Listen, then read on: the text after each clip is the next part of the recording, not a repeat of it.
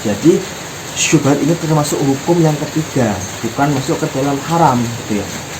Oke, lanjut ke pertanyaan kedua, Mas. Jadi bagaimana sih pembagian hukum terkait hadis syubhat tersebut? Akan dijelaskan. Jadi begini loh, dalam hadis ini itu terkandung 3 hukum. Hukum apa? Ya hukum ini ada halal, ada haram, ada syubhat. Jadi syubhat ini termasuk hukum yang ketiga, bukan masuk ke dalam haram gitu ya.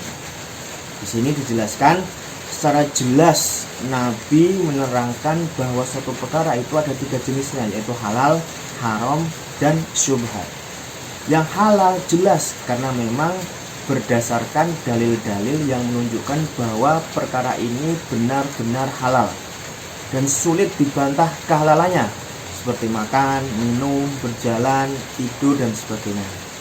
Ada juga nih perkara yang haram karena memang jelas dalil keharamannya dan sulit sekali, bahkan tidak bisa dibantah gitu. Seperti contohnya apa? Keharaman mencuri, berzina, riba, minum khamr, dan sebagainya. Nah, yang ketiga ini baru jenis yang ketiga, yaitu syubhat, yaitu perkara yang memang masih dalam ranah ketidakjelasan antara halal atau haram, masih samar-samar gitu kan. Ini haram apa halal sih, nggak tahu minanya. Itu masuk dalam syubhat itu kan, karena belum jelas nih hukumnya gitu.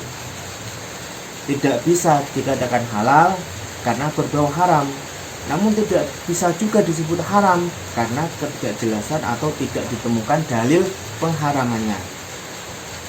Sampai sini jelas ya, bahwa sesungguhnya hukum syubhat itu bukanlah perkara haram itu sendiri. Kalau memang itu haram, lalu buat apa Nabi membaginya menjadi 3 jenis dalam hadis ini ya? Kalau memang syubhat itu haram, kenapa Nabi membagi 3 jenis hukum dalam hadis itu tadi? Ada halal, ada haram, ada syubhat gitu. Kenapa nggak langsung halal haram saja gitu maksudnya?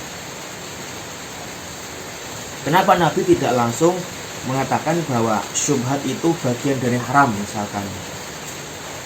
Nah, dari pembagian Nabi tadi menunjukkan bahwa setiap bagian itu tidaklah sama dengan bagian yang lain.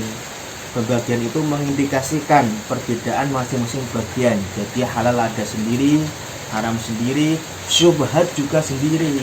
Nggak bisa dimasukkan ke dalam haram. Itu ya lor ya. Silahkan komen kalau sedulur punya pendapat yang lain. Kembali ke host.